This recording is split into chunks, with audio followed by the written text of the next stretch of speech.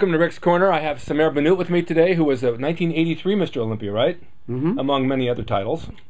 That's right. And I asked him to come over and talk to me, and so that you viewers can get an idea of what he's doing, where he's been, his views on bodybuilding, training, diet, all the things that enter in to make him a champion. So this is like a really pleasure for me. And he's a very busy man, very busy man. So I was able to get him away from his work for maybe 20 minutes, and we'll go from there. To just hit the heart, to hang out was the hardcore, real hardcore, the original hardcore of the golden era. It's always pleasure. I'll take time out any time for that. Thank you very much. Let me ask you a question. How old were you when you first started training? It started like I was about 16. And what drove you to that? What made you decide? I was actually going to watch a movie called The Good and the Bad and the Ugly. You know the movie. Of course. So I'm going down. You know, I'm from Lebanon originally. Right. So I was going. I have my little kid brother with me. And I was a volleyball player at the time. You know, high school kid. So, you know, I bought the ticket for the movie, Clint Eastwood movie, and so... and now right across the street, there's a, you know, bookstore. Yeah. They have all the magazine hanging outside. And good enough, I'm looking like, what? I saw Arnold cover. Oh, there you go. Arnold. Arnold again. Yes. He is responsible why I'm here. That's during the time where your train was Arnold. Yeah. And around that time. Right. You and my good friend Ken Key and Grant during that era, you know, when you all trained down at Gold Venice. Oh, so nice. So I was still back in Lebanon. Oh. So I picked up the magazine. I said, forget about the movie. And I walked home. I didn't have any money, so I had to walk for like 4 miles. So I was so happy. I was walking the whole way looking at the magazine. You know how it hit? It's weird how things happen. It is weird how things happen. That motivated you to get started, though. Oh, yeah, 100%. Were you small-framed at that time, or you muscular? No, I was kind of petite. I was very athletic. I had that Bruce Lee kind of body. Oh, yeah. Okay. But I just kind of liked that look, and having Arnold with 2 girls, one on each side. I know the picture. I know that shot. You know that cover? Yes, I do. Arnold had that baby face with no hair, nothing, you know? So that really, believe it or not, that's when it really clicked and got me started into bodybuilding. Let me ask you quick, did you have a gym to go to at that point, or did you train at home, or what? Well, I had my brother-in-law, he was on the Olympic lifting team. Oh, okay. He was into it, but you know, I didn't see much of bodybuilders in Lebanon at the time. Then I went to go to see him in the gym lifting. And I saw a few bodybuilders. They were like nothing major, but then someone looked at me back there and said, "Man, your body you belong in bodybuilding, not in weightlifting." Yeah. So I started weightlifting for like maybe 6 months or so. Yeah. Then our president of the federation, his name Mali Alaiwan, he was the vice president of the Middle East. He was the vice president for Ben Weider, rest in peace. So he saw me one time in one of the weightlifting meets, and he looked at me and said, "Kid, believe me, you're going to be very good if you do bodybuilding. It's much better for you, and you can come down to my gym." And he actually gave me exactly like what Joe Gold did. He looked at me after I competed with Roger Callard at the 1976, actually 77 Mr. International. Yeah.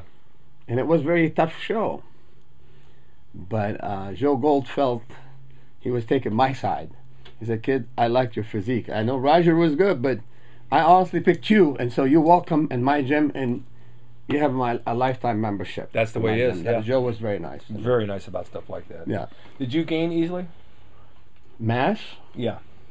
Well, the thing is, I'm not sure whether I was a gainer, but I was overtraining, and that was the reason why. Yeah. It took me longer time to develop, because I would do my biceps and go back upstairs my roof and do more curl, and I look in the mirror, they're pump, and then by the time I lose the pump, I go back and pump up again. That's you know? so common. Yeah. So common. And weightlifting is a good basis, because weightlifting gives you a lot of power moves, gives you a lot of size and thickness that it never goes away. And then you switch it into bodybuilding and you build upon that. Absolutely. How was your diet? You know, I didn't even speak English at the time, because in Lebanon we studied French. So I studied French for 15 years. So it was easy for me to convert to the English language. Right. So I would take muscle builder power at the time. Yeah. It wasn't muscle and fitness. Remember that? Of course. You were part of the gang. Yep, I remember. You know. My mind's In still fact, there. I probably remember one of your pictures hanging out training, doing like lat was Arnold Yeah. and stuff like that. Yeah. You know. And I I do. said, who was this guy? I know Danny Gable and you. Danny Gable, right? Remember that? Yep. You know, Danny See? Gable passed away.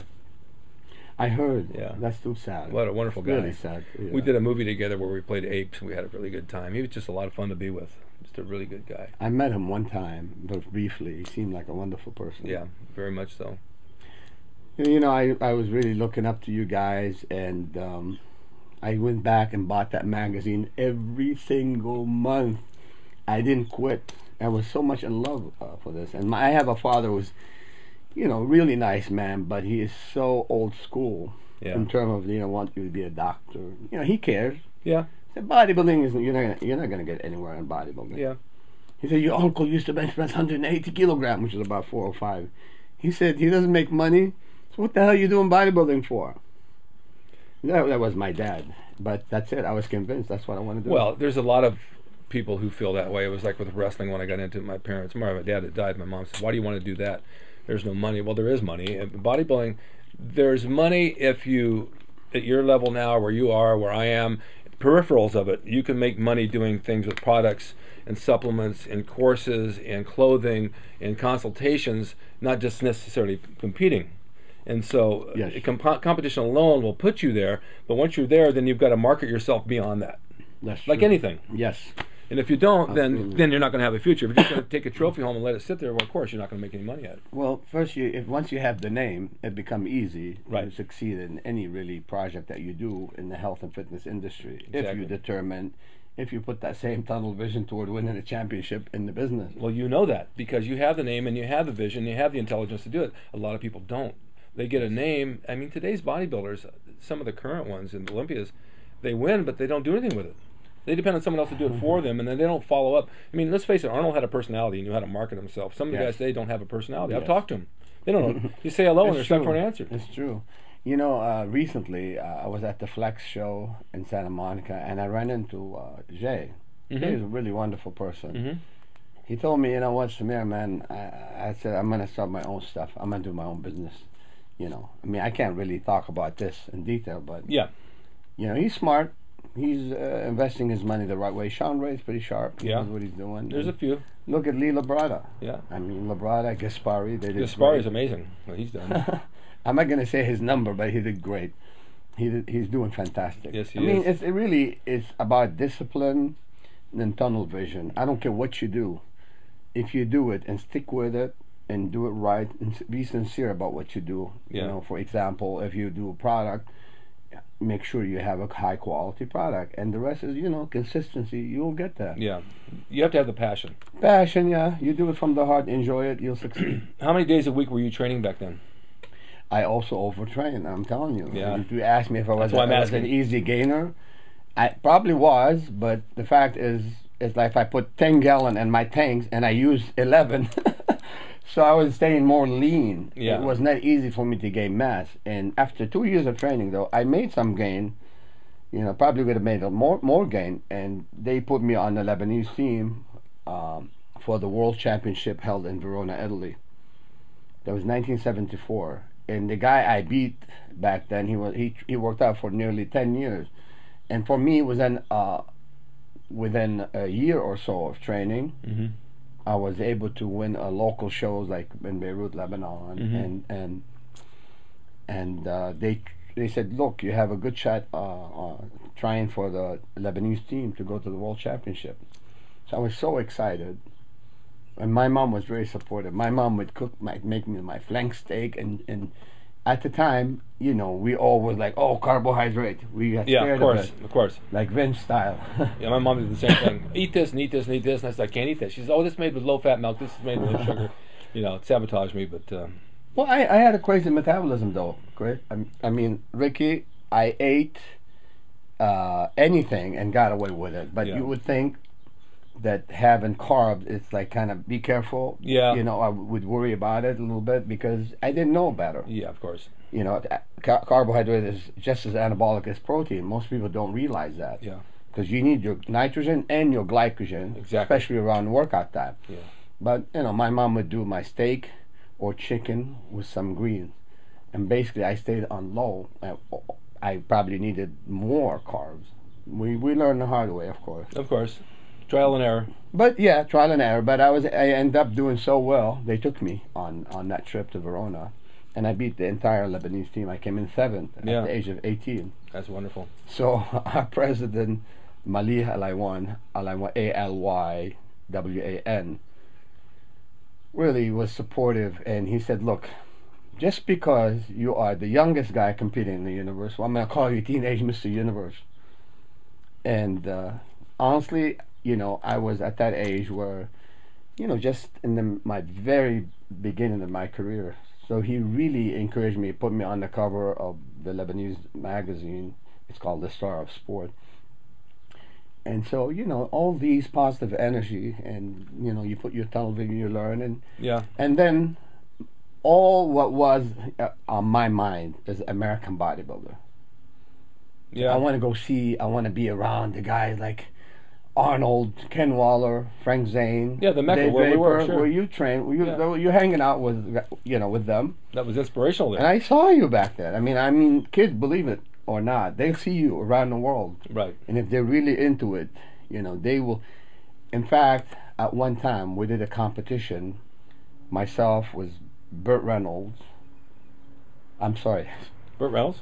Bill Reynolds. Bill Reynolds. Okay. Forgive me, man. different. I'm like, didn't have enough carbs today.